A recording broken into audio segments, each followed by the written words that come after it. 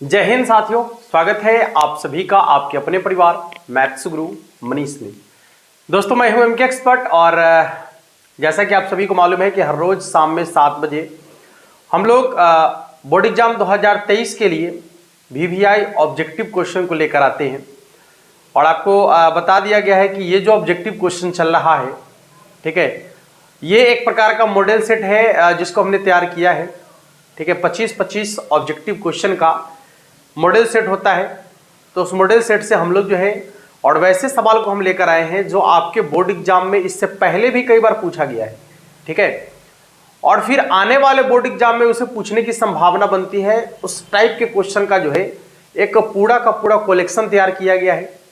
इसके अलावा जो आपका बोर्ड एग्जाम 2023 होने वाला है, इसको लेकर जो है बहुत सारी चीजें चल रही है कि 100 ऑब्जेक्टिव पूछेगा या 60 ऑब्जेक्टिव पूछेगा।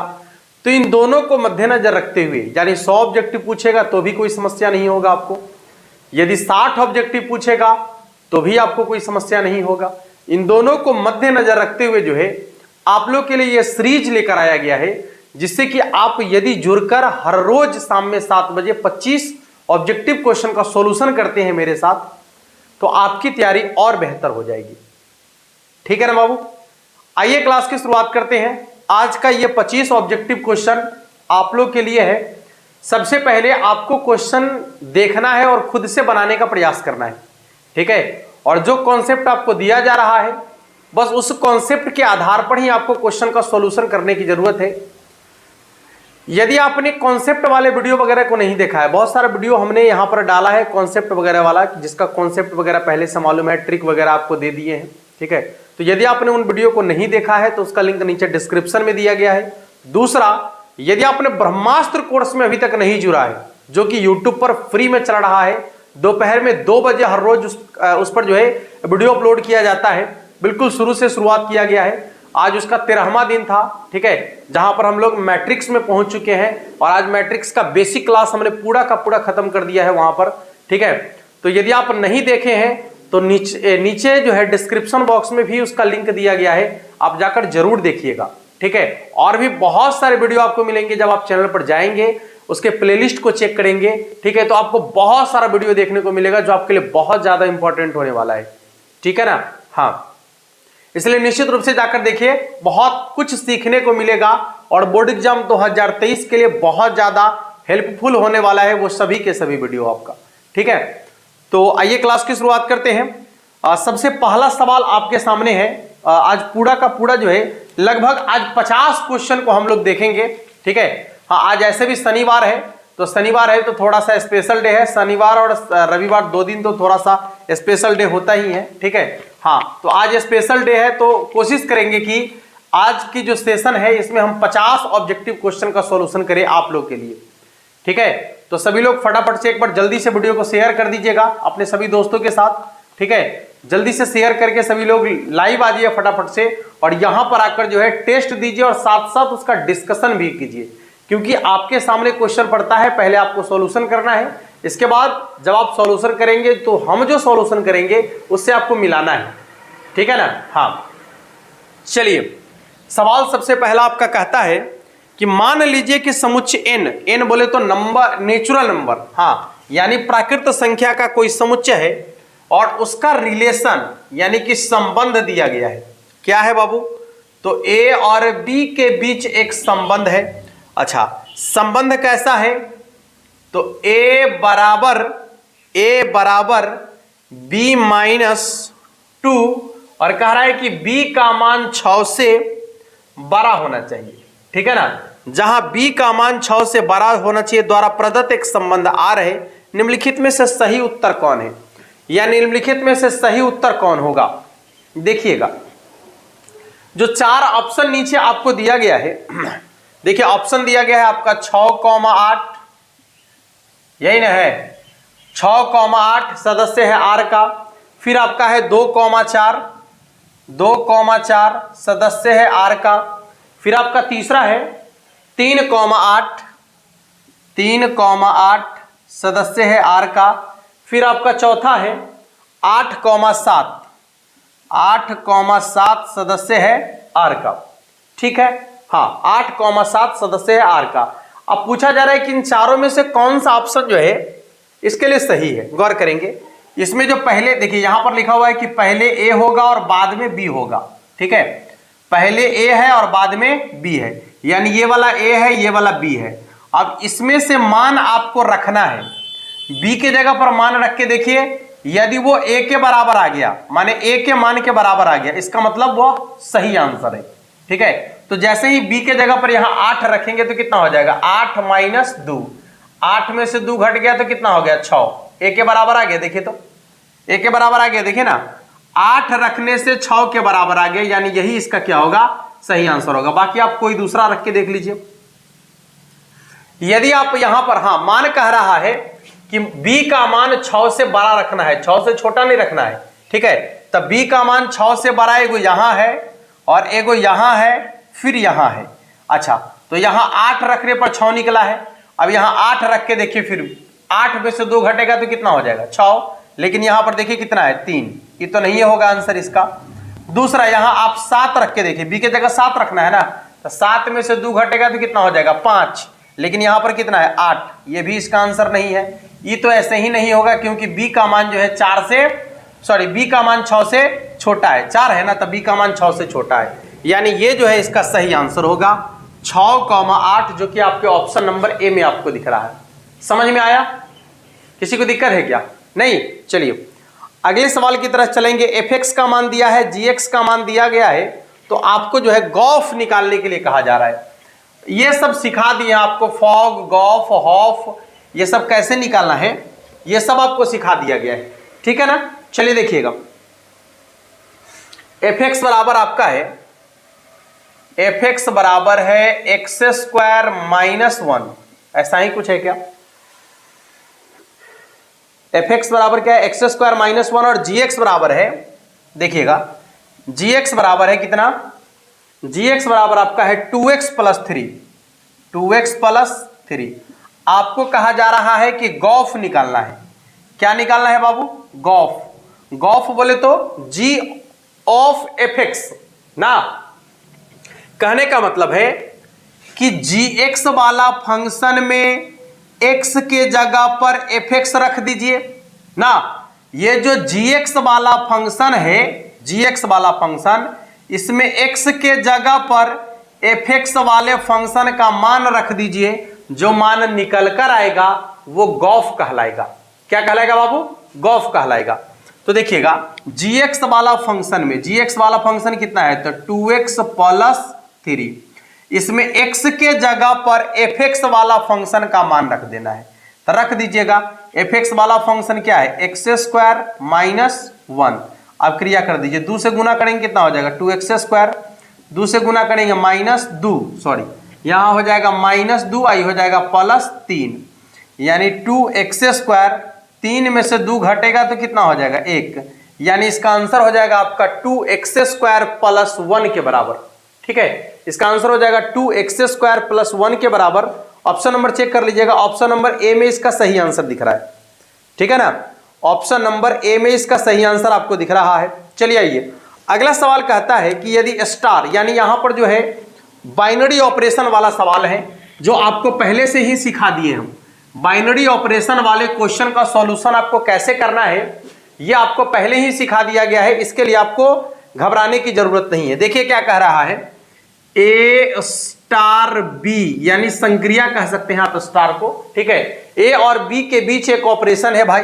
कैसा ऑपरेशन है, तो 3A प्लस 4B, गौर करेंगे इधर, 3A plus 4B minus 2, 3A plus 4B minus 2 से परिभाषित हो तो 4 संक्रिया 5, यानी 4 और 5 के बीच यदि यही ऑपरेशन किया जाए तो इसका मान कितना के बराबर होगा।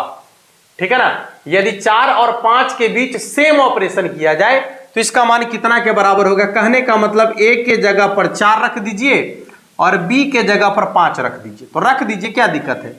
3 गुने 4 प्लस 4 गुने B के जगह पर कितना रखना है, 5 माइनस 2। देखो रे भाई, ए बउआ यहां ध्यान दीजिए।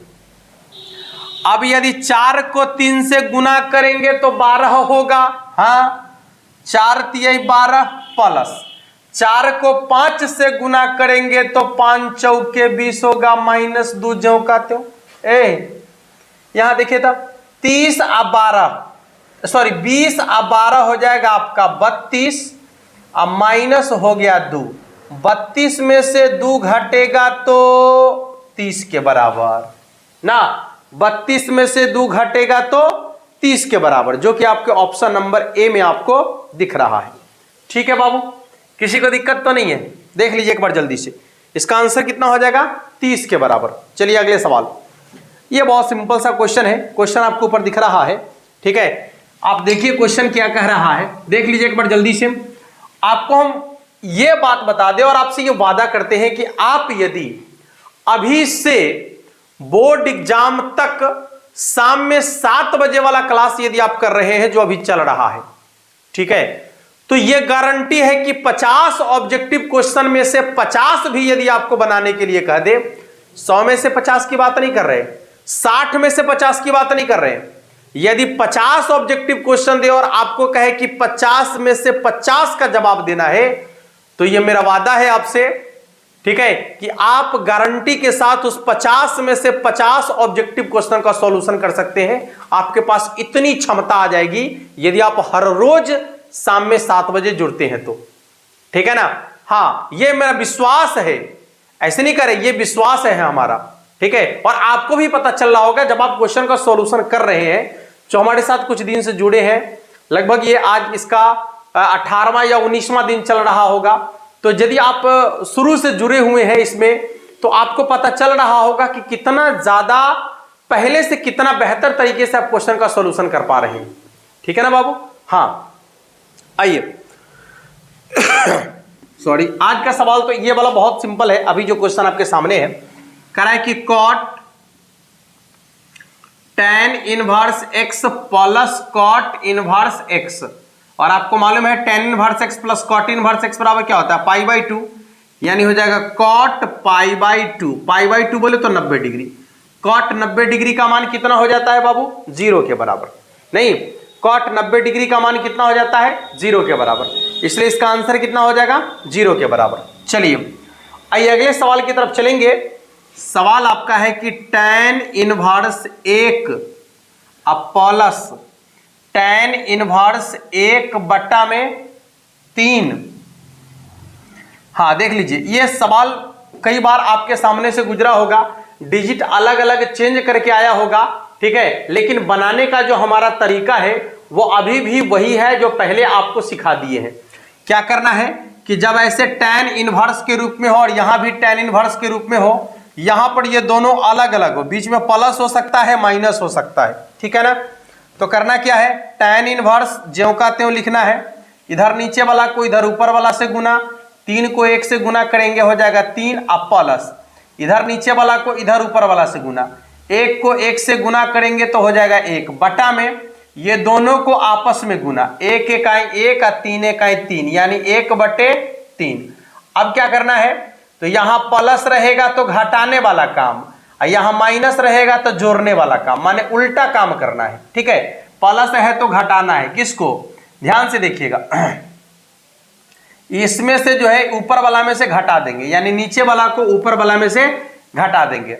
ध्यान से देखिएगा, 3 में से 1 घट गया तो कितना हो जाएगा? 2 ना, 3 में से 1 घट गया तो 2, ऊपर है 3 1 4, 4 में 2 से भाग देंगे तो कितना हो जाएगा? 2, यानी इसका आंसर हो जाएगा आपका tan इनवर्स 2 के बराबर। ठीक है, इसका आंसर हो जाएगा tan इनवर्स 2 के बराबर, जो कि आपके ऑप्शन नंबर ए में आपको दिख रहा होगा। ठीक है ना बाबू? हाँ, ऑप्शन नंबर ए में आपको इसका आंसर दिख रहा है। चलिए अगले सवाल की तरफ चलेंगे। सवाल है कि tan इनवर्स √3 माइनस सेक इनवर्स -2, ऐसा ही कुछ है क्या? Sorry, cot inverse -√3, cot inverse -√3, cot inverse -√3। घबराना नहीं है सवाल को देखकर।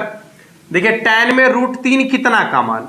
पाई बाई 3 का मान, यानी कि 60 डिग्री का मान, माइनस कॉट के अंदर में माइनस लगल है। आपको बताए हैं कि यदि कॉस के अंदर में, कॉट के अंदर में और सेक के अंदर में माइनस लग जाए तो माइनस हटाना है, पाई में से घटाना है, माने कॉट में कितना का मान √3 होगा, π/6 का मान ना, 30 डिग्री का मान होता है, यानी π/6 का मान। देखिए π/3 माइनस 5π में से पाई घट 6π में से पाई घट जाएगा तो कितना हो जाएगा 5π/6। इसका लॉसा कितना हो जाएगा 6, 3 दूनी 6, गौर कीजिएगा 3 दूनी 6 यानी हो जाएगा 2π माइनस 5π, घट के हो जाएगा -3π/6, 3 दूना 6 कट गया, यानी -π/2 इसका आंसर हो जाएगा ना, -π/2 इसका आंसर हो जाएगा। देख लीजिए सभी लोग कितना हो जाएगा, -π/2 के बराबर। ठीक है बुआ, किसी को दिक्कत है क्या? इसका आंसर हो जाएगा -π/2 के बराबर। चलिए समस्या नहीं है तो अगले सवाल की तरफ चलेंगे। अगला सवाल आपके सामने दिख रहा है, देखिएगा एक बार, सवाल आपके सामने दिख रहा है, एक बार देखिए, जल्दी से बनाने का प्रयास कर लीजिए सभी लोग। ठीक है, देखिए क्वेश्चन क्या कर रहा है, क्वेश्चन देखिए बनाने का प्रयास कर लीजिए सभी लोग। सवाल है कि कॉस इनवर्स, देखिए यहां पर कॉस इनवर्स कॉस 7π/6, ठीक है, कॉस इनवर्स कॉस 7π/6 का मान कितना के बराबर होगा, गौर करेंगे इधर।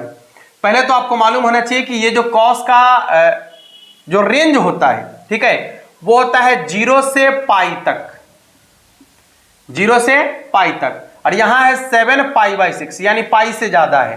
तो ऐसे ही आपको दिख रहा है कि अपने रेंज से बाहर है, तो सबसे पहले इसको अपने रेंज में लाना पड़ेगा, और रेंज में लाने का जो तरीका है बहुत सिंपल और आसान है। क्या करना है, cos 7π/6 है ना, तो पाई प्लस π/6, देख लीजिए तो 7π/6 हो गया। देखिए यहां पर 6π प्लस पाई यानी 7π/6। अब ध्यान से देखेंगे इधर, ये कॉस इनवर्स जो कहते हैं। अब यहां पर एक छोटा सा क्रिया हो जाएगा आपका, क्या, तो ये देखिए कॉस पाई, पाई बोले तो द्वितीय चतुर्थांश, जो आपको पहले से बताया गया है। पाई किस चतुर्थांश में होता है, द्वितीय चतुर्थांश में, ठीक है। चलिए देखिए, तो द्वितीय चतुर्थांश में जो है यानी पाई लगल है, इसका मतलब ये नो चेंज होगा, तो कॉस का कॉस रहेगा। लेकिन अब पूरा को देखिए, तो कह रहा है पाई से ज्यादा, प्लस का मतलब होता है ज्यादा, तो जब 180 से ज्यादा हो जाएगा, जब 180 से ज्यादा हो जाएगा तो चला जाएगा कहां, तृतीय चतुर्थांश में, ठीक है ना। हाँ, तो तृतीय चतुर्थांश में जो है आपको tan और cot को प्लस में रखा जाता है, ये तो cos है, इसको कहां रखा जाएगा, माइनस में, यानी इसका हो जाएगा -π/6। अब गौर करेंगे इधर, ध्यान से देखिए, कॉस इनवर्स के रूप में है, अंदर में माइनस लगल है, तो जब कॉस इनवर्स के रूप में अंदर में माइनस लगल है, तो इस माइनस को हटाना है, पाई में से घटाना है। कितना घटाना है बाबू, तो जैसे ही माइनस को यहां से हटाएंगे तो कॉस इनवर्स से कॉस कैंसिल हो जाएगा, तो बचेगा कथी, π/6, यानी कितना हो जाएगा, 6π में से पाई घट जाएगा तो 5π/6। इसका आंसर हो जाएगा आपका 5π/6 के बराबर, जो कि आपके ऑप्शन नंबर ए में आपको दिख रहा है। नहीं, इसका आंसर हो जाएगा 5π/6 के बराबर, जो कि आपके ऑप्शन नंबर ए में आपको दिख रहा है। चलिए अगले सवाल की तरफ चलेंगे। कह रहा है कि विषम सममित है यदि एक मैट्रिक्स ए बराबर aij n गुने n कोटि का है, और यदि विषम सममित है, गौर करेंगे, यदि कोई भी अवयव विषम सममित है, इसके बारे में आपको बता दिया गया है। विषम सममित, विषम सममित अवयव होगा तो क्या होगा, aij बराबर माइनस aj, या फिर a बराबर माइनस a ट्रांसपोज, या फिर a ट्रांसपोज बराबर माइनस a। ये सब जो है विषम सममित अवयव होने का कंडीशन है। यदि कोई भी अवयव विषम सममित अवयव होगा तो वो होगा aij बराबर माइनस aj, ठीक है, या फिर a बराबर माइनस a ट्रांसपोज, या फिर a ट्रांसपोज बराबर माइनस a। तीनों में से कुछ भी यदि रहे तो समझ लीजिए कि वो आपका विषम सममित अवयव होने का कंडीशन बता रहा है, ठीक है। अब इस ऑप्शन में आप चेक करके देखिए, पहला है aij बराबर -1, नहीं होगा, aij बराबर -aji, yes, option number B, aij बराबर -aji, ऑप्शन नंबर बी में आपको दिख रहा है, इसलिए इसका आंसर हो जाएगा ऑप्शन नंबर बी के बराबर, ठीक है ना बुआ। अगला सवाल क्या है देखिए, कहता है कि अवयव ए तथा बी एक दूसरे के व्युत्क्रम होंगे। सुनिए, व्युत्क्रम के बारे में आपको बताया गया है कि कोई भी फंक्शन या कोई भी मान यदि एक दूसरे के व्युत्क्रम होंगे तो दोनों का गुणनफल जो है हमेशा एक के बराबर होगा। ठीक है, ऐसा आपको बताया गया है, नहीं बताया गया है, सॉरी बताया तो गया है, लेकिन यदि आप उसको नहीं देखे हैं, नहीं सुने हैं तो अभी सुन लीजिएगा। जैसे मान लीजिए कि x, तो x का व्युत्क्रम क्या होगा, 1/x, दोनों का गुणनफल कितना होगा, 1 के बराबर। ठीक है, जैसे लिखेंगे 5, तो 5 का व्युत्क्रम होगा 1/5, 1/5, इसका गुणनफल कितना के बराबर होगा, 1 के बराबर। ठीक है, तो यहां पर आपको ध्यान में रखना है कि कोई फंक्शन और उसके व्युत्क्रम का गुणनफल हमेशा 1 के बराबर होता है। चाहे आप फंक्शन से व्युत्क्रम में गुना कर दीजिए, चाहे व्युत्क्रम से फंक्शन में गुना कर दीजिए, गुणनफल हमेशा 1 के बराबर होगा। ठीक है ना। उसी प्रकार से आपका जो ये सवाल है मैट्रिक्स वाला, कहता है कि अवयव ए तथा बी एक दूसरे के व्युत्क्रम है। ए और बी एक दूसरे का व्युत्क्रम है, कहने का मतलब कि ए और बी का जो गुणनफल है वो 1 के बराबर है ना, या फिर बी और ए का जो गुणनफल है वह 1 के बराबर है। और अवयव में 1 का मतलब आई होता है, आई बोले तो तत्समक अवयव। यदि आप अवयव में 1 की बात करते हैं तो उसका मतलब आई होता है।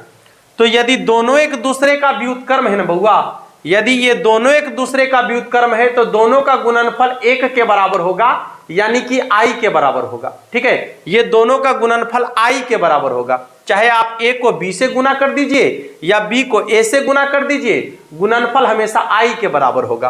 तो इसको आप एक लाइन में लिख सकते हैं कि ए बी बराबर बी ए बराबर आई। ठीक है, ए बी बराबर बी ए बराबर आई, ये हो जाएगा आपके व्युत्क्रम अवयव होने का टर्म्स और कंडीशन। ये होगा व्युत्क्रम अवयव होने का टर्म्स और कंडीशन। यदि ए और बी एक दूसरे के व्युत्क्रम होंगे तो दोनों के गुणनफल का मान हमेशा 1 के बराबर होगा, और अवयव में 1 का मतलब आई होता है, यानी कि तत्समक अवयव होता है। ठीक है, किसी को दिक्कत नहीं ना। हाँ, आइए अगले सवाल की तरफ चलेंगे। सवाल कहता है कि 3 × 3 कोटि के ऐसे अवयव की कुल कितनी संख्या होगी जिसकी प्रत्येक प्रविष्टियां 0 या 1 है। यह बहुत सिंपल सवाल है, बहुत हिट सवाल है। जब कह दे 3 × 3 कोटि के ऐसे कितने अवयव बनाना संभव है जिसकी प्रत्येक प्रविष्टियां 0 या 1 हो, या ऐसे कह दे कि 2 × 3 कोटि के ऐसे कितने अवयव बनाना संभव है जिसकी प्रत्येक प्रविष्टियां 0 या 1 हो, 2 × 2 कोटि के ऐसे कितने अवयव बनाना संभव है जिसकी प्रत्येक प्रविष्टियां 0 या 1 हो। ठीक है, तो इन सभी सवालों का जवाब एक ही आपको देना है, क्या, तो 2 के पावर में कोटि का गुणनफल, 2 के पावर में जो कोटि दिया हुआ रहेगा उसका गुणनफल, यानी 3 को 3 से गुना करेंगे 9, तो इसका आंसर हो जाएगा 512 के बराबर। यदि इसका पूछे तो 2 के पावर में 3 दूनी 6, कितना हो जाएगा, 2 दूना 4 दूना 8 दूना 16 दूना 32 दूना 64, इसका आंसर 64 के बराबर। यदि इसका पूछे तो 2 के पावर में 4, हाँ कोटि को गुना करके लिख देना है, कितना हो जाएगा, 2 दूना 4 दूना 8 दूना 16, यानी इसका आंसर कितना हो जाएगा 16 के बराबर। अब आपको जो है इसका आंसर का जवाब मिल गया होगा, सॉरी इसका आंसर मिल गया है कि 3 × 3 कोटि के ऐसे अवयवों की कुल कितनी संख्या होगी जिसकी प्रत्येक प्रविष्टियां 0 या 1 हो, तो वो आपका हो जाएगा 512 के बराबर। उस पर आधारित आपको नीचे कॉन्सेप्ट दिया गया है। यदि कोई भी सवाल घुमाकर उसके आपके आसपास का पूछेगा, ठीक है, तो आपको जो है इसका ये जवाब दे देना है आसानी से, 2 के पावर में कोटि रखकर मान बना देना है। आइए अगला सवाल कहता है कि a बराबर aij m × n कोटि का एक वर्ग अवयव है। सुनिए, यदि m × n कोटि का कोई भी अवयव, यदि वर्ग अवयव की बात होता है तो वर्ग अवयव में आपको मालूम है कि लंबाई चौड़ाई बराबर होता है, लेकिन अवयव में लंबाई चौड़ाई नहीं होता है, इसमें पंक्ति और स्तंभ होता है। ठीक है, तो यदि वर्ग अवयव की बात होगी तो इसमें पंक्ति और स्तंभ आपस में बराबर होगा। ठीक है, यदि कोई भी अवयव वर्ग अवयव है तो पंक्ति और स्तंभ आपस में बराबर होगा, जिसमें m को पंक्ति कहते हैं, n को स्तंभ कहते हैं, यानी m और n का मान आपस में क्या होगा, बराबर होगा। ठीक है ना, हाँ m और n का मान आपस में बराबर होगा। यदि आपको इसके बारे में और डिटेल जानकारी चाहिए मैट्रिक्स के बारे में, तो उसका जो है आज वीडियो डाला है, वो भी पेड कोर्स वाले वीडियो को जो है फ्री में आज यूट्यूब पर अपलोड कर दिए हैं। ठीक है, तो आप जाकर देख लीजिएगा, बिल्कुल जीरो लेवल से मैट्रिक्स उसमें पढ़ाया गया है। और जो आने वाले 2-3 वीडियो है, यदि आप उसको कंप्लीट देख लेते हैं तो आपको मैट्रिक्स से संबंधित कोई समस्या ही नहीं रह जाएगा। ठीक है, हाँ, केवल ऑब्जेक्टिव में आप जुड़ रहे हैं तो भी आप गलत कर रहे हैं, समझ लीजिएगा। जो आपको दोपहर में 2 बजे क्लास दिया जा रहा है, वहां पर आपको पूरी चीज दी जा रही है, पूरी जानकारी दी जा रही है, पूरा का पूरा जो है उसमें बेसिक से लेकर ऑब्जेक्टिव सब्जेक्टिव क्वेश्चन का कॉन्सेप्ट दिया जा रहा है। तो याद करके जो 2 बजे आपको वीडियो दिया जा रहा है ब्रह्मास्त्र कोर्स वाला, उसमें आप सभी निश्चित रूप से जुड़े और उसका जो है जो भी वीडियो दिया जा रहा है उसको देखें, बारीकी से समझने का प्रयास करें, पूरा का पूरा कॉन्सेप्ट क्लियर हो जाएगा। यदि आप इससे पहले गणित नहीं पढ़े हैं, कोई बात नहीं है, कोई समस्या नहीं है, बस आपको एक बार अच्छा से देख लेना है उसको, हो गया बात खत्म। आपको ज्यादा उससे कुछ करने की जरूरत है ही नहीं। ठीक है ना। चलिए अगला सवाल कहता है कि यदि a 3 गुने 3 कोटि का व्युत्क्रमीय वर्ग अवयव है तो एडजॉइंट सॉरी ये क्वेश्चन नहीं है, सॉरी, अगले क्वेश्चन आपका कुछ और है, हम कुछ और देख लिए थे।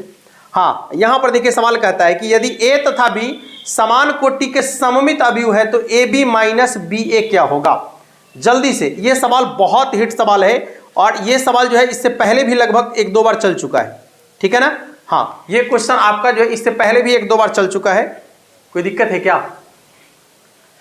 कोई दिक्कत है क्या, बोलिए। है, यदि a तथा b समान कोटि के सममित अवयव हैं तो ab माइनस ba ये जो होगा आपका, ये सवाल जब भी पूछेगा तो सेम यही पूछेगा। हाँ, सेम यही पूछेगा, सेम, कोई परिवर्तन इसमें नहीं करेगा। तो आपको याद कर लेना है कि ये जो होगा आपका हमेशा विषम सममित अवयव होगा। कैसा भी होगा, विषम सममित अवयव होगा। क्लियर है, ab माइनस ba जो होगा आपका विषम सममित अवयव होगा। हाँ, कब, जब a तथा b समान कोटि के सममित अवयव है तो ab माइनस ba जो होगा एक विषम सममित अवयव होगा। क्लियर है। चलिए अगले सवाल की तरफ चलेंगे। देखिए जितना हम 50 तो कह दिए हैं, लेकिन जितना क्वेश्चन हो पाएगा, ठीक ना, हाँ, उसी को हम लेकर चलने का प्रयास करेंगे। क्योंकि देखिए होता क्या है कि बहुत लंबा भी सेशन को हम नहीं कर सकते, और लंबा करने का बारी आएगा तो फिर पीछे भी नहीं हटेंगे। ठीक है, आप लोग का प्यार और यदि आशीर्वाद ऐसे ही बना रहे तो लंबा क्लास भी, मैराथन क्लास भी, हम तो सोचे कि जब एग्जाम का टाइम आएगा ना तो 1 दिन में पूरा गणित पढ़ा देंगे। ठीक है, क्लास 12th का मैथमेटिक्स 1 दिन में पूरा खत्म, 6-7 घंटे 8 घंटे का क्लास चलेगा, उतना ही में पूरा खत्म बस। और वो भी आपको जो है ना एग्जाम के रात में पढ़ा देंगे पूरा। देख, पर जाओ भोड़े भोड़े जाकर लिख दो पूरा। ठीक है ना। हाँ, तो जब जरूरत पड़ेगा तब ऐसा किया जाएगा, लेकिन अभी जिसकी जरूरत है थोड़ा थोड़ा ही अभी है। अभी मान लीजिए कि बउआ है तो उसे छोटा छोटा है, तो अभी दूध पीने का आदत तो दूध पियो ना, मछली भात कहला खाएगा, अभी मछली भात भी खिलाएंगे तो निशान हो जाओ। हाँ, चलिए देखिए सवाल कह रहा है कि x2 18x बराबर में क्या है बाबू, बराबर में क्या है 6 2 18 6। ठीक है। हाँ, पूछ रहा है कि इसका x का मान कितना होगा, डिटर्मिनेंट है। तो जैसे ही डिटर्मिनेंट वाला क्वेश्चन आता है तो पहले मान निकालिए। x² माइनस 36 बराबर ये हो जाएगा आपका 36 माइनस 36 हटा दीजिए, यह माइनस इधर प्लस में चला जाएगा, x² बराबर 36 हो जाएगा, यानी x बराबर हो जाएगा आपका प्लस माइनस 6। ठीक है ना, इसका आंसर हो जाएगा आपका प्लस माइनस 6 के बराबर। अगला है, ये तो बहुत सिंपल है भाई, देखते ही आप आंसर बता दिए होंगे। a minus b minus c minus a, ऐसा ही कुछ है ना भाई, है a minus b minus c minus a, b minus c minus a minus b, यही ना है। अगला है c minus a minus b और b माइनस c। देख लीजिएगा पूछ रहा है कि इसके डिटर्मिनेंट का मान कितना के बराबर होगा। ये सवाल पहले भी एक बार चल चुका है, ठीक है, तो आप देखकर ही इसका आंसर बता दीजिएगा। सिंपल है कि जब आप तीनों को जोड़िएगा, ठीक है ना, जब आप तीनों को जोड़िएगा तो क्या होगा, देखिए बी से बी कट जाएगा, सी से सी कट जाएगा, ए से ए कट जाएगा। या देखिए बी से बी कट जाएगा, ए से ए कट जाएगा, सी से सी कट जाएगा। या देखिए सी से सी कट जाएगा, बी से बी कट जाएगा, ए से ए कट जाएगा। जब टोटले कटिए गया, ठीक है, मान लीजिए कि आप C1 C2 और C3 को जोड़ेंगे, ठीक ना, C1 में क्रिया करेंगे, C1 C2 और C3 को जोड़ेंगे तो सभे सभे कट जाएगा, तो C1 में पूरा का पूरा जीरो हो जाएगा। और जब पूरा का पूरा जीरो हो गया तो आपको मालूम है कि किसी भी डिटर्मिनेंट के कोई एक पंक्ति या कोई एक स्तंभ के सभी अवयव यदि जीरो के बराबर हो जाए तो पूरे डिटर्मिनेंट का जो मान होता है वो जीरो के बराबर हो जाता है। तो इसके पूरे के पूरे डिटर्मिनेंट का मान ही जीरो के बराबर हो जाएगा, नहीं? हाँ, चलिए देखिए, इसका आंसर हो जाएगा आपका जीरो के बराबर, जो कि आपके ऑप्शन नंबर ए में आपको दिख रहा है। फिर समांतर श्रेणी वाला क्वेश्चन है, हाँ, ये क्वेश्चन भी आपको बता दिया गया है, ठीक है। तो फटाफट सभी लोग जवाब लगाइए, जल्दी जल्दी जल्दी जल्दी सभी लोग जो है आंसर लगाइए नीचे, फटाफट जल्दी जल्दी जल्दी जल्दी सभी लोग आंसर कीजिए इसका, ठीक है। x+1 x+2 x+a, यहां गौर करेंगे, x+1 x+2 x+a, x+2 x+3 x+b, ऐसा ही ना है हो, हाँ, x+3 x+4 x+c। कह रहा है कि यहां पर जो है ABC समांतर श्रेणी में है। सवाल देखते ही आपके मन में इसका आंसर आ गया होगा, क्योंकि इसका कॉन्सेप्ट आपको पहले ही बता दिया गया है, ठीक है ना। हाँ, देख लीजिएगा फिर से एक बार, ये सेम टू सेम होगा, सेम टू सेम होगा, सेम टू सेम होगा, इसके बीच का अंतर बराबर होगा, बीच का अंतर बराबर होगा, इसके भी बीच का अंतर बराबर है। कहेंगे कि ABC के बीच का अंतर बराबर कैसे है, तो यहां पर लिखा हुआ है कि ABC समांतर श्रेणी में है। जब समांतर श्रेणी में होगा तो बीच का अंतर बराबर है ना होगा, इसलिए ऐसे सवाल का जो मान होगा, ऐसे सवाल का जो डिटर्मिनेंट का मान होगा वो जीरो के बराबर हो जाएगा, ठीक है। इसलिए इसका आंसर हो जाएगा आपका जीरो के बराबर। चलिए अगला सवाल, इसमें आपको x का मान निकालना है, सॉरी इसको हल करना है, x का मान नहीं निकालना है, हाँ, हल करके मान निकालना है, ठीक है। देखिए, क्योंकि बराबर में कुछ दिया नहीं गया है तो मान ही तो निकालना पड़ेगा ना आपको। यहां देखिएगा, x -1, फिर क्या है x+1 और फिर क्या है x, बस क्रॉस कर लीजिए तो कितना हो जाएगा, x² minus a minus B into a+b, तो a² - b², यानी x² माइनस x+1, इसे ही कट गया तो कितना के बराबर होगा, 1 के बराबर, यानी इसका आंसर हो जाएगा आपका 1 के बराबर, ठीक है। इसका आंसर कितना हो जाएगा, 1 के बराबर, जो कि आपके ऑप्शन नंबर ए में आपको दिख रहा है। इसके बाद अभी जो है, अब आपको डिफरेंशिएशन और इंटीग्रेशन का कुछ सवाल आने वाला है, ठीक है। डिफरेंशिएशन और इंटीग्रेशन का कुछ क्वेश्चन आपको देखने वाला है, तो आप देखिए डिफरेंशिएशन और इंटीग्रेशन के क्वेश्चन को बनाइए, क्योंकि differentiation integration most important exercise है आपके बोर्ड एग्जाम के लिए, ठीक है। तो आपको जो है इस पर पूरा का पूरा एकदम पैनी निगाह रखना है, ठीक है। हाँ, बोर्ड एग्जाम में आपको जो है ऑब्जेक्टिव क्वेश्चन इससे भर भर कर पूछेगा, पूरे के पूरे कैलकुलस से ही कह दीजिए तो आप, ठीक है। हाँ, पूरा का पूरा कैलकुलस ही इसके लिए इंपॉर्टेंट होने वाला है। आ जाओ बाबू, सवाल पूछा है कि sec x का डिफरेंशिएशन क्या होगा, बता दीजिए जल्दी से। sec x का डिफरेंशिएशन बताइए सभी लोग, sec x का डिफरेंशिएशन क्या होगा। sec x का डिफरेंशिएशन होता है sec x into tan x, ठीक है।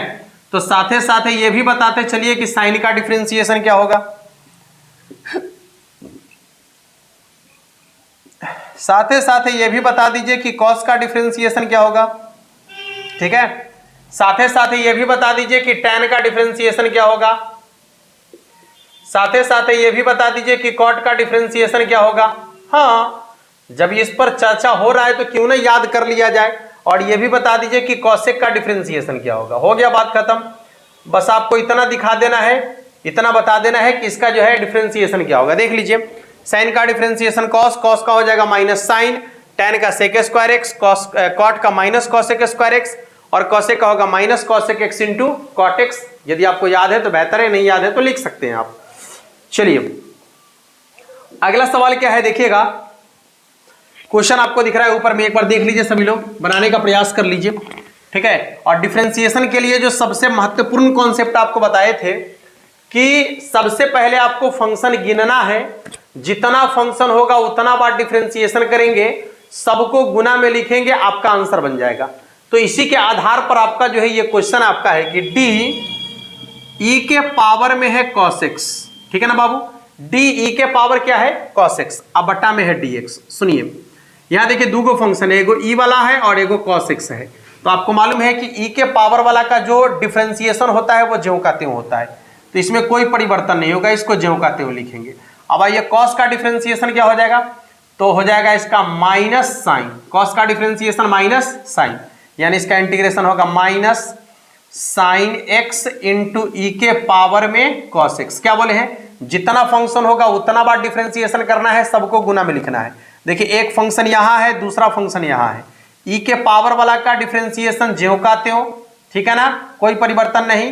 तो इसका हो गया। अब इसका डिफरेंशिएशन करेंगे तो कितना होगा, cos का differentiation minus sine. Final answer आपके सामने में है, देख लीजिएगा, minus sine x into e के power cos x। Option number देख लीजिएगा, minus sine x into e के पावर cos x, जो कि आपके ऑप्शन नंबर, हाँ ऑप्शन नंबर कितना है, ऑप्शन नंबर बी में आपको दिख रहा है। चलिए अगला सवाल, अगला सवाल क्या है, देखिए डिफरेंशिएशन का ही क्वेश्चन है, अच्छा क्वेश्चन है डिफरेंशिएशन का। कहता है सवाल कि डी साइन 4x, हाँ बटा में dx। पहले तो आपको मालूम होना चाहिए, देखिए इसमें भी दो फंक्शन, एक फंक्शन दो फंक्शन, दो फंक्शन है, दो बार डिफरेंशिएशन। पहले पता है साइन का डिफरेंशिएशन क्या होता है, cos, जो कोणांक में है उसको ज्यों कहते हूं। अब 4x का डिफरेंशिएशन क्या होगा, तो 4 कांस्टेंट है, बाहर करेंगे, x का डिफरेंशिएशन 1 हो जाएगा, तो 4 गुने 1, 4 को 1 से गुना करेंगे कितना हो जाएगा, 4 इंटू कॉस 4x, ठीक है, 4 इंटू कॉस 4x, ये इसका डिफरेंशिएशन हो जाएगा 4 इंटू कॉस 4x के बराबर। देख लीजिएगा 4 इंटू कॉस 4x के बराबर, जो कि आपके ऑप्शन नंबर बी में आपको दिख रहा है, ठीक है। अगला सवाल आपका है, देखिएगा ये भी डिफरेंशिएशन का ही सवाल है, ये भी सवाल डिफरेंशिएशन का ही है। हमको लगता है कि आज डिफरेंशिएशन तक ही हम लोग अटक जाएंगे, हाँ डिफरेंशिएशन और उसके अनुप्रयोग तक ही अटक जाएंगे। 25 क्वेश्चन ही हम लोग देखेंगे, ठीक रहेगा, और बाकी कल जो है इंटीग्रेशन से आगे बढ़ेंगे, ठीक ना। ये सेट में जो है ऐसे करके क्वेश्चन हम सेट किए थे 50 क्वेश्चन, जो शुरू से लेकर जो है ऐसे इंटीग्रेशन तक आगे बढ़ते हैं हम, लेकिन ठीक है कोई बात नहीं है, 25-25 क्वेश्चन ही देखेंगे, बेहतर है, कोई दिक्कत नहीं है। ज़्यादा लंबा ना खींचते हुए, आपको भी मजा आए, हमको भी मजा आए, लेकिन जब लोड की बारी आएगी तो लोड हम भी उठाएंगे और आपको भी लोड देंगे, और उस समय आपको लोड उठाना पड़ेगा, ठीक है ना बाबू, उठाएगा ना, हाँ पक्का उठाएगा, सब उठाएगा, सब एकदम तैयार है, कोई दिक्कत नहीं है। देखिए सवाल है कि d root under ten x और बटा में क्या हो जाएगा dx। अब देखिए यहां भी दो फंक्शन आपको दिख रहा है, एगो है रूट वाला और एगो है टेन, दो फंक्शन है। तो पहले रूट वाले फंक्शन का डिफरेंशिएशन क्या होता है, तो 1/2 और रूट अंडर ज्यों का त्यों, ये रूट वाला फंक्शन का डिफरेंशिएशन हो गया। अब यदि टेन का डिफरेंशिएशन करेंगे तो क्या होगा, टेन का डिफरेंशिएशन होता है सेक स्क्वायर एक्स, यानी इसका हो जाएगा आपका सेक स्क्वायर एक्स बटा में 2 रूट अंडर सेक एक्स। देख लीजिएगा ऑप्शन नंबर बी में आपको दिख रहा है इसका आंसर, ठीक है ना। हाँ चलिए अगला सवाल क्या है, देखिए डिफरेंशिएशन का ही क्वेश्चन है। डिफरेंशिएशन के कोई भी सवाल, चाहे कितना भी खतरनाक सवाल क्यों ना आ जाए, आप नॉर्मली आराम से जो है डिफरेंशिएशन का सवाल सॉल्व कर लीजिएगा, एकदम आसानी से, कोई दिक्कत नहीं होगा आपको डिफरेंशिएशन के क्वेश्चन को सॉल्व करने में, ठीक है ना। देखिए क्या कह रहा है, डी लॉग कॉस ई के पावर एक्स, वाह अच्छा सवाल है, अच्छा सवाल है। देखिए क्या कह रहा है, बटा में तो dx होगा ही। देखिए इसमें क्या गो फंक्शन है, 1 2 3, 3 गो फंक्शन है ना, 3 बार डिफरेंशिएशन करेंगे। क्या बोले, जितनी फंक्शन उतना बार डिफरेंशिएशन, सबको गुना में लिखना है बस। पहले लॉग का डिफरेंशिएशन, तो लॉग का क्या होता है, 1 में जो कोणांक में है उसको ज्यों कहते हो, तो 1 में ई के पावर कॉस ई के पावर एक्स। इसके बाद कॉस का डिफरेंशिएशन क्या होता है, माइनस साइन, जो कोणांक में है उसको ज्यों कहते हो। इसके बाद ई के पावर एक्स का क्या हो जाता है, ई के पावर एक्स। देखिए ऊपर में साइन ई के पावर एक्स, नीचे में कॉस ई के पावर एक्स, तो साइन बटे कॉस यानी क्या हो जाएगा टेन, तो माइनस टेन ई के पावर एक्स इंटू हो जाएगा आपका ई के पावर एक्स। तो इसका इंटीग्रेशन हो जाएगा आपका माइनस टेन ई के पावर एक्स इंटू ई के पावर एक्स, गुना में है तो अंतर हो सकता है इसके क्रम में, इसको पहले लिख दिया है माइनस ई के पावर एक्स इंटू टेन ई के पावर एक्स, ऐसे सजा कर लिखा है, कोई दिक्कत नहीं है, आंसर तो वही है ना, क्या क्या दिक्कत है, कोई परेशानी तो नहीं है। चलिए अगला सवाल है आपका कि कॉट इनवर्स एक्स का डिफरेंशिएशन आपसे पूछ दिया तो जवाब देना पड़ेगा। कॉट इनवर्स एक्स का डिफरेंशिएशन क्या हो जाएगा, देख लीजिएगा क्या होता है, माइनस वन बटा में वन प्लस एक्स स्क्वायर। यदि कॉट इनवर्स एक्स का पूछ ही दिया है तो लगले आप टेन इनवर्स एक्स का भी बता ही दीजिएगा, ठीक ना, टेन इनवर्स एक्स का बता ही दीजिएगा, उसके लगले आप साइन इनवर्स एक्स का भी बता ही दीजिएगा। साइन इनवर्स एक्स का डिफरेंशिएशन क्या होता है ये भी आपको बता ही देना है, जल्दी जल्दी बता दीजिए सभी लोग। साइन इनवर्स एक्स का डिफरेंशिएशन क्या होगा, इसके बाद कॉस इनवर्स एक्स का डिफरेंशिएशन क्या होगा ये भी बता दीजिए आप, ठीक है। हाँ, इसके बाद सेक इनवर्स एक्स का डिफरेंशिएशन क्या होगा ये भी बता दीजिए आप। इसके बाद कॉसेक इनवर्स एक्स का डिफरेंशिएशन क्या होगा ये भी बता दीजिए आप, ठीक है। एक सवाल है तो बाकी के सवालों को क्यों छोड़ा जाए ना, क्यों छोड़ा जाए बाकी के सवालों को, क्यों ना उसी के साथ उसको भी लपेट दिया जाए। तो कॉट इनवर्स एक्स का है माइनस वन बटा में one plus x square, tan inverse x का कहेगा तो वन बटा में वन प्लस एक्स स्क्वायर, जो कॉट में है उसमें से माइनस हटा देना है तो वो टेन का बन जाएगा। यदि साइन इनवर्स का पूछे तो इसका हो जाता है वन बटा में root under one minus x square, यदि कॉस का पूछे तो साइन वाला में माइनस लगा देना है, यानी माइनस वन बटा में root under one minus x square. यदि सेक इनवर्स का कहेगा तो सेक इनवर्स का हो जाएगा आपका वन बटा में x into root under x square minus one, और यदि कॉसेक का कहेगा तो उसी में सिर्फ और सिर्फ माइनस लगा देंगे, यानी माइनस वन बटा में x into root under x square minus one. ये कॉसेक इनवर्स एक्स का डिफरेंशिएशन आपका है।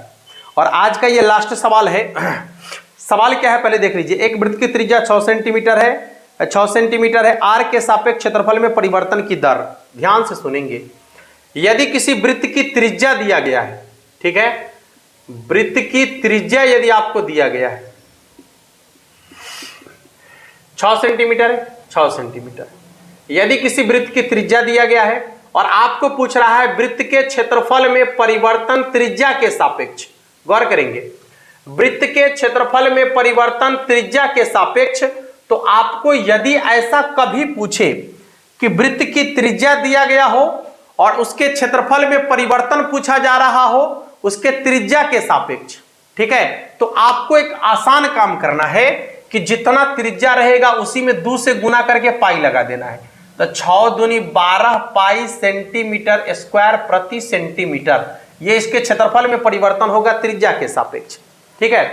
अच्छा बताइए, यदि वृत्त की त्रिज्या 10 सेंटीमीटर हो, ठीक है ना, यदि वृत्त की त्रिज्या 10 सेंटीमीटर हो तो उसके क्षेत्रफल में परिवर्तन ज्ञात करना है त्रिज्या के सापेक्ष। बताइए तो, यदि वृत्त की त्रिज्या 10 सेंटीमीटर हो तो उसके क्षेत्रफल में परिवर्तन निकालना है आपको उसके त्रिज्या के सापेक्ष। और अभी आपको क्या बताए हैं कि यदि वृत्त की त्रिज्या दिया गया हो और उसके क्षेत्रफल में परिवर्तन निकालना हो त्रिज्या के सापेक्ष, यानी dA बटा में dr निकालना हो, ठीक है, तो बस जो त्रिज्या दिया गया है उसी में 2 से गुना करके पाई लगा देना है। 10 दूनी 20 पाई सेंटीमीटर स्क्वायर प्रति सेंटीमीटर, ये हो जाएगा इसके क्षेत्रफल में परिवर्तन त्रिज्या के सापेक्ष। यदि आपसे कहे कि वृत्त की त्रिज्या 20 सेंटीमीटर है, ठीक है, या वृत्त की त्रिज्या 0.7 सेंटीमीटर है, ठीक है, उसके क्षेत्रफल में परिवर्तन निकालना है त्रिज्या के सापेक्ष, ठीक है, उसके क्षेत्रफल में परिवर्तन निकालना है त्रिज्या के सापेक्ष। कैसे निकालेंगे, जो त्रिज्या दिया गया है उसमें 2 से गुना करेंगे, 7 दूना 14, एक अंक के बाद दशमलव, यानी 1.4 सेंटीमीटर स्क्वायर प्रति सेंटीमीटर, ये हो जाएगा वृत्त के क्षेत्रफल में परिवर्तन त्रिज्या के सापेक्ष जब वृत्त की त्रिज्या दी गई हो, ठीक है ना बाबू। इस तरीके से 25 क्वेश्चन ही हम लोगों ने आज देखा। टारगेट तो हमने 50 का रखा था, लेकिन बीच में टारगेट को इसलिए हम कम कर दिए हैं क्योंकि ये जो आपका क्लास चल रहा है, ठीक है, 25-25 ऑब्जेक्टिव क्वेश्चन ही चलने दीजिए। हाँ, हर रोज 25-25 चले, कभी 30 हो सकता है, वो क्वेश्चन के ऊपर डिपेंड करता है। जैसे मान लीजिए कि क्वेश्चन यदि, ठीक है, क्वेश्चन यदि टाइम टेकन वाला है, समझ में आ रहा है, हाँ, तो हम लोग 25 क्वेश्चन को लेकर चलेंगे और 25 क्वेश्चन ही सफिशियंट है आपके लिए। इसलिए सफिशियंट है कि आपको जो है इसके अलावा और भी सब्जेक्ट की तैयारी करनी है, केवल मैथमेटिक्स की तैयारी से आपका काम नहीं बनेगा, ठीक है। इसलिए आप बाकी सब्जेक्ट की भी तैयारी करते रहिए आराम से, और साथ साथ ये भी करते रहिए। छोटा छोटा वीडियो 25 क्वेश्चन का 30 क्वेश्चन का चलते रहेगा, जो आपके लिए हेल्पफुल होने वाला है, ठीक है। तो आज के क्लास को हम यहीं समाप्त करेंगे, और आप सभी से ये रिक्वेस्ट है कि वीडियो को शेयर वगैरह करते रहिएगा, ठीक है। यदि पसंद आ रहा है, बेहतर लग रहा है, समझ में आ रहा है, अच्छा लग रहा है आपको लग रहा है कि आपके बोर्ड एग्जाम के लायक हम आपको कंटेंट दे पा रहे हैं, ठीक है, क्वेश्चन ला पा रहे हैं आपके लिए, तो आप अपने दोस्तों तक शेयर जरूर कीजिएगा, ठीक है। मिलते हैं फिर नेक्स्ट क्लास में, और तब तक के लिए आप सभी को जय हिंद।